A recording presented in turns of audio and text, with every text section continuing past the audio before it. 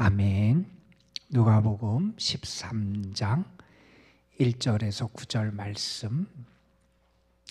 누가복음 13장 1절에서 9절 말씀입니다.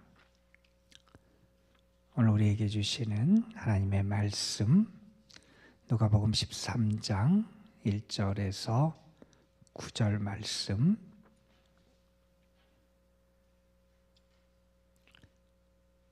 우리 함께 하나님의 말씀 한 목소리로 받들어 읽겠습니다.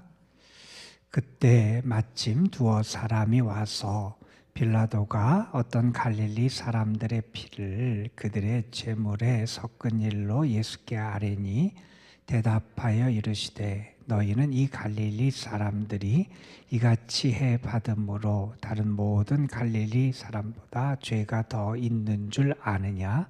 너희에게 이르노니 아니라. 너희도 만일 회개하지 아니하면 다 이와 같이 망하리라. 또 실로암에서 망대가 무너져 치어 죽은 18사람이 예루살렘에 거한 다른 모든 사람보다 죄가 더 있는 줄 아느냐? 너희에게 이르노니 아니라. 너희도 만일 회개하지 아니하면 다 이와 같이 망하리라. 이에 비유로 말씀하시되 한 사람이 포도원에 무화과 나무를 심은 것이 있더니 와서 그 열매를 구하였으나 얻지 못한지라.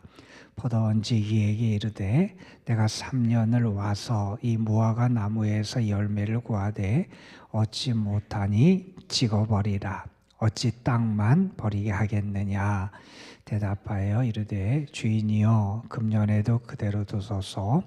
내가 두릅하고 고름을 줄이니 이후에 만일 열매를 열면 좋거니와 그렇지 않으면 찍어버리소서 하였다 하시니라. 아멘.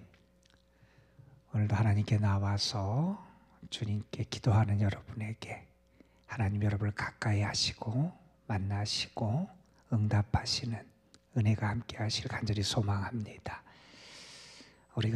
우리에게 주어진 시간이라고 하는 그런 삶을 살아가는데 어느 시인이 시간에 대해서 우리가 살아가는 이 시간에 대해서 시간은 마치 뭐와 같으냐 이런 표현들을 했어요. 시간은 마치 친구와 같다. 다 함께 가지요. 시간은 친구와 같다. 또 이런 표현을 합니다. 시간은 스승과 같다. 우리가 살아가면서 시간 속에서 많은 것을 배우잖아요. 그래서 시간은 스승과 같다 이런 말을 합니다. 또 이런 비슷한 표현이지만 시간은 마치 의사와 같다. 우리가 시간이 지나면서 자연적으로 여러 가지 치유받는 일들이 있어서 시간은 의사와 같다 이런 얘기를 하고, 시간은 마치 여행길의 안내자 같은 게 시간이다 이런 얘기를 했습니다. 여러분이 살아가는 시간을 무엇처럼 생각하고 느끼고 계신가 한번 생각해 보셨으면 좋겠어요. 그런데 그분이 시간에 대해서 이런저런 표현을 많이 하면서 가장 먼저 시간에 대해서 언급했던 표현은 뭐냐 하면 시간은 선물이다 이런 표현을 썼어요. 시간은 선물이다. 우리 믿음의 사람은 은혜라는 표현이 익숙하지요. 시간은 하나님이 나에게 주신 은혜의 선물이라는 거예요.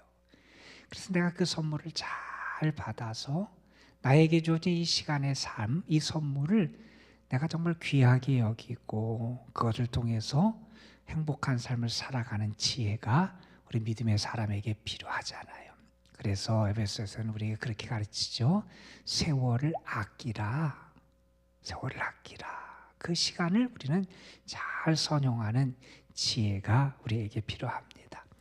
하나님은 우리에게 이 시간이라는 선물을 주셨는데 특별히 오늘 말씀은 하나님이 우리에게 주신 이 시간이라는 선물이 우리에게 특별히 어떤 의미에서 중요한 선물이 되는지를 가르쳐주는 말씀이에요. 하나님이 우리에게 허락하신 우리의 삶의 시간은 특별히 무엇을 위한 하나님의 은혜의 선물의 시간이냐면 우리에게 회개의 기회를 주시는 하나님의 선물이다 하는 거예요. 나에게 하나님이 회개의 기회를 주시고 회개의 시간을 허락해 주셨어요.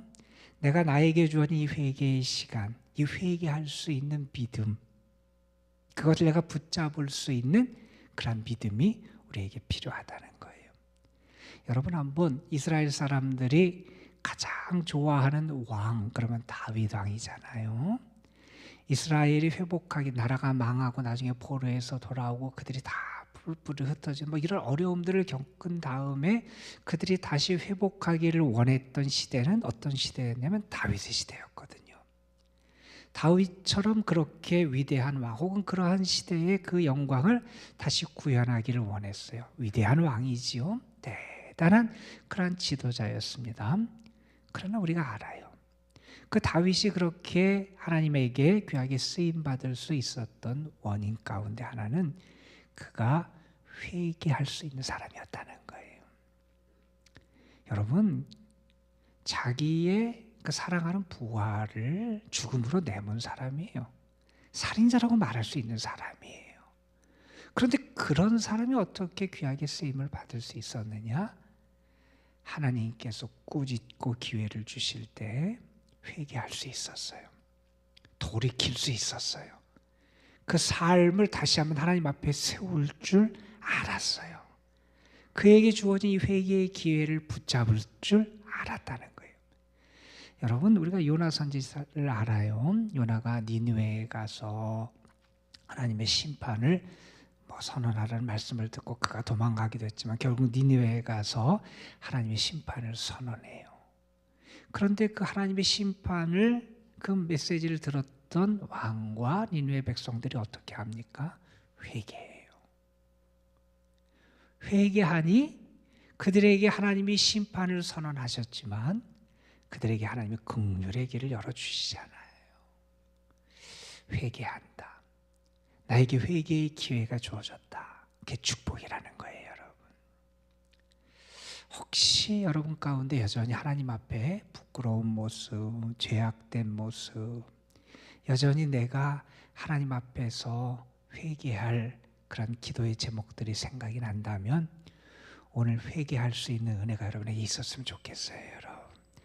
오늘 하나님 여러분에게 선물을 주셨는데, 물론 하나님 여러분이 허락하신 이 시간의 선물 속에서 여러분이 행복하고 즐겁고 감사하고 기뻐하고 찬양하며 살아갈 수 있는 그런 은혜도 있을 거예요.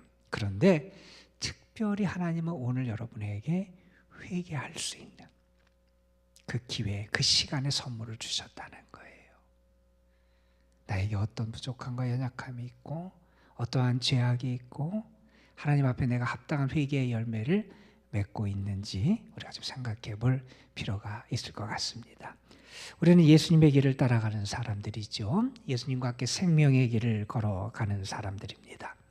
예수님을 믿고 예수님의 말씀을 믿고 생명의 길을 걸어가려면 우리가 복음을 받아들이잖아요. 그러기 위해서 가장 먼저 해야 될 일은 다른 게 아니라 회개하는 거였어요. 예수님의 길을 예비했던 세례 요한도 그랬죠. 회개하라 이렇게 선포를 했지요. 사람들에게 회개를 선포하면서 주님을 맞이할 준비를 시키기도 했습니다. 예수님께서 이 땅에 오셔서 복음을 전파하시면서도 그렇게 말씀하셨습니다. 하나님의 나라가 가까이 왔다는 거예요.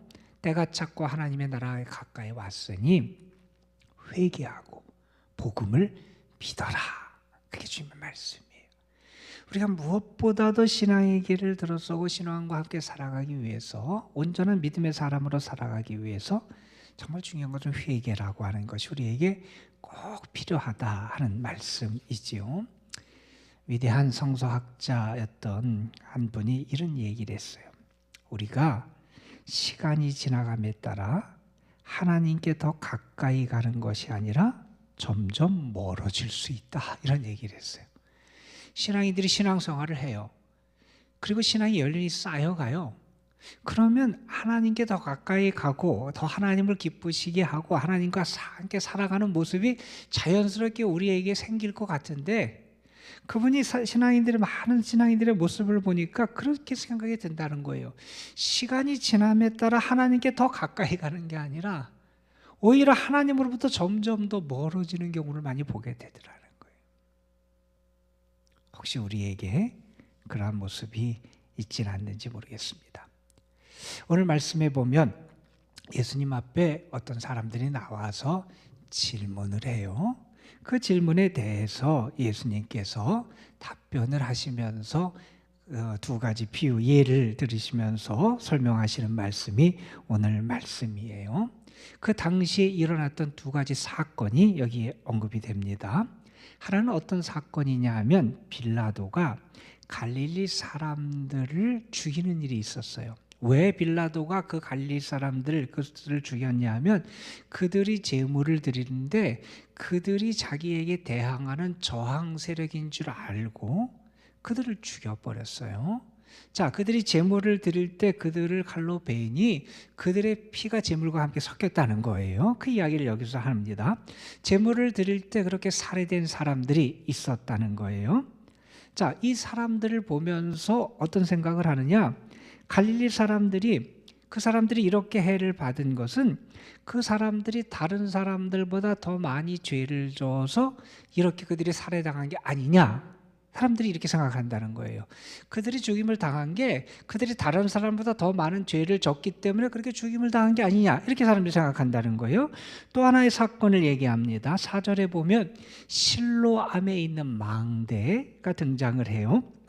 실로암은 물을 끌어와서 거기에 하는 이렇게 저수하는 그런 저장하는 장소가 있었던 곳인데 그곳에 망대가 있었는데 그 망대가 쓰러진 거예요. 사고가 난 거죠. 재난이 난 거죠. 그래서 그것이 쓰러져서 죽은 사람이 18명의 사람이 죽었다는 거예요. 자, 이렇게 18명의 사람이 재난을 당해서 죽었는데 그 사람들이, 죽은 사람들이 그 당시 예루살렘에 살던 다른 많은 사람들보다 더 많이 죄를 졌으니까 그 사람들이 그렇게 죽은 거다. 사람들은 그렇게 생각을 한다는 거예요. 자, 그거에 대해서 예수님은 뭐라고 말씀하시냐면 아니라는 거죠. 예수님은 두 번이나 그렇게 말씀하십니다. 3절에서도 너희에게 이르노니 아니라, 5절에서도 너희에게 이르노니 아니라, 이런 말씀을 하세요. 그 당시 사람들의 생각은 이런 거예요. 어떤 사람들이 복을 받으면 그가 하나님의 율법을 잘 지키거나 하나님께 잘해서 복을 받는 거고, 어떤 사람들이 불행이 닥치거나 재앙이 임하면 그가 뭔가 잘못해서 그러한 재앙이 임했다, 이런 생각을 갖는 거예요. 그러면서 불행당한 사람을 향해서 어떻게 생각하면 오죽했으면 그런 일을 당했을까, 이렇게 생각한다는 거예요. 그 불행을 당한 사람, 죽임을 당한 사람들이 바른 사람보다 더 악하고 더 죄를 졌다, 이런 생각을 갖게 된다는 거예요. 그런데 이게 무슨 생각까지 이어지냐 하면 그 사람들을 그렇게 생각하는 것도 문제인데 그러면서 자기를 돌아보는 거예요. 내가 불행을 안 당했어요. 내가 사고를 안 입었어요. 내가 재앙을 입지 않았어요. 스스로에 대해서 어떻게 생각하느냐? 내가 다른 사람보다 의인이고 괜찮다고 생각을 하는 거예요. 불행을 당한 사람들에게 그들의 불행을 안타까워하고 슬퍼하고 위로하고 그들을 위해서 기도하지 않는 것도 문제고, 그들을 그렇게 정죄하는 것도 잘못인데, 자신을 바라보면서 나는 불행을 안 당했으니 나는 괜찮다, 내 믿음은 좋다, 나는 하나님 앞에 온전하다, 이렇게 착각하며 살아간다는 거예요. 그게 아니라는 거죠. 예수님은 이 사건들의 예를 들면서 이렇게 말씀하십니다. 너희도 만일 회개하지 아니하면 이같이 망하게 된다. 너희도 회개하지 아니하면 이같이 망하게 된다. 그 무슨 얘기입니까? 너희도 회개해야 된다는 말이지요. 너희가 온전해서, 너희가 흠이 없어서 너희가 불행을 안 당한 게 아니라는 거예요. 자, 그러면서 예수님은 비유의 말씀을 이어가세요. 그래서 6절에 이의 비유로 말씀, 이 회개에 대한 말씀을 하시면서 예수님이 이제 비유를 들어서 설명하시는데, 어떤 비유를 들어 설명하시냐면 어떤 사람이 포도원을 만들어요. 그리고 포도원에 무화과 나무를 심어요. 그리고 그것을 포도원지에게 맡겨요. 그리고 와서 나중에 열매를 구하는데 열매가 열리질 않는 거예요. 자, 그래서 포도원지기에게 말합니다. 내가 와서 이렇게 몇 번이나 와서 열매를 구하는데 열매가 열리지 않으니 이 나무를 찍어 버리라는 거예요. 어찌 땅만 버리냐, 이렇게 얘기했어요. 여러분 한번 생각해 보세요. 그 나무를 심고 그동안 얼마나 그 나무를 가꾸기 위해서 수고하고 비용도 들어가고 애썼겠어요. 그런데 열매가 없어요. 열매가 없다는 것 자체도 문제지만 그것은 결국 무슨 얘기입니까? 다른 것을 심었다면 열매가 맺어졌으면 손해를 끼쳤다는 거예요. 그동안에 들어간 비용도 문제지만 거둬야 될 것을 거두지 못하게 하는 손실을 갖게 한 거예요. 자, 그러니 그냥 없애버리라는 거예요.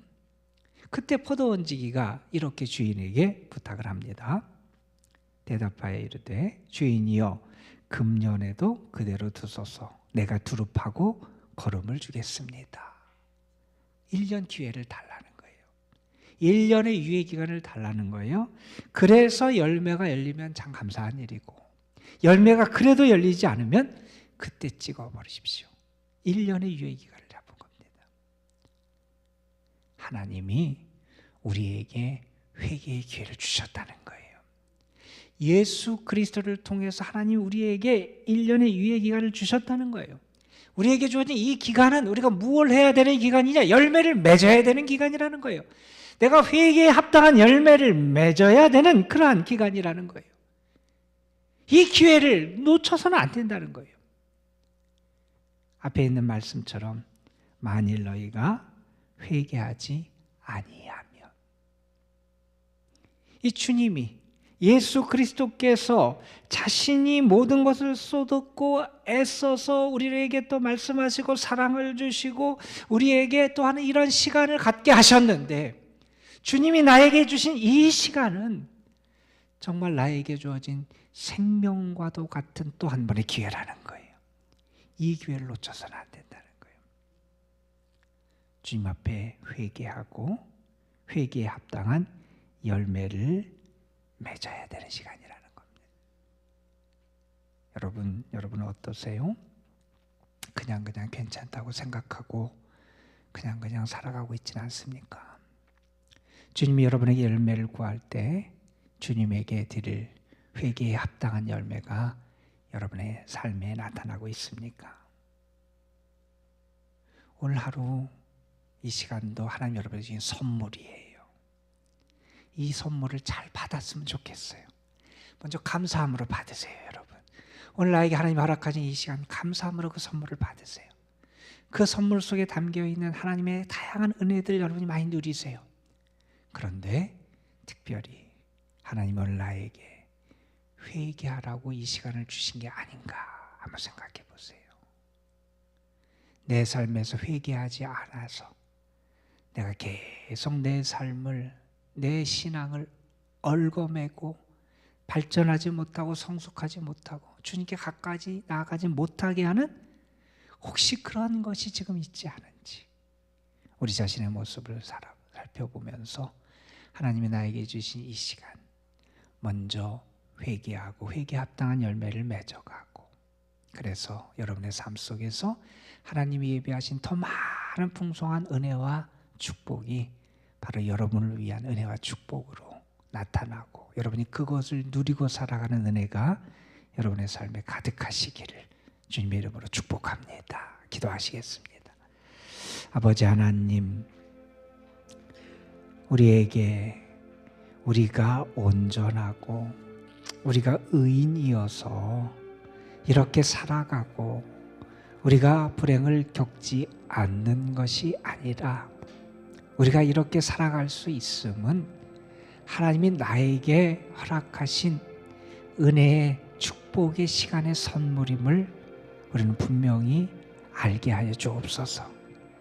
예수 그리스도께서 아버지 하나님께 간절히 당부하시고 부탁하셔서 우리에게 하나님이 허락하신 이 시간, 우리에게 주어진 이 마지막과 같은 이 또 한 번의 시간을, 기회를 우리가 놓치지 않게 하시고 주님이 원하시고 기대하시는 열매, 회개에 합당한 열매, 회개하여 주님께 돌아가고 회개하여 주님과 함께 살아가고 회개하여 복음의 참 열매를 맺어가는 저희의 삶이 되게 하여 주시옵소서. 주님이 자신의 생명을 내걸고 우리에게 허락해 주신 이 또 한 번의 기회, 아버지 하나님, 우리가 감사함으로 먼저 이 은혜의 선물을 받게 하여 주시고, 주께서 우리에게 허락하신 이 시간들 우리의 삶을 돌이키고 하나님께 향하고 다시 한번 믿음 가운데 우리의 삶을 세워가고 우리의 마음이 새롭게 되어 하나님을 기쁘시게 하는 자로 거듭나는 역사가 나타나게 하여 주옵소서. 오늘도 우리가 주님 앞에 기도합니다. 주님의 선하심을 믿고 기도하고 주의 사랑을 믿고 기도하고 주의 응답을 믿고 주님 앞에 기도로 나아갑니다. 주님 역사에 주시옵시고, 무엇보다도 오늘도 우리에게 새로운 능력과 힘을 더하여 주셔서 주의 자녀답게 믿음으로 살아가고 승리할 수 있도록 인도하여 주옵소서. 그 힘을 기도하며 얻게 하여 주시고 그 지혜를 기도하며 얻게 하여 주시고, 하나님이 우리와 함께 하심을 이 기도의 시간 우리가 확신할 수 있도록 주께서 우리를 붙잡아 주옵소서.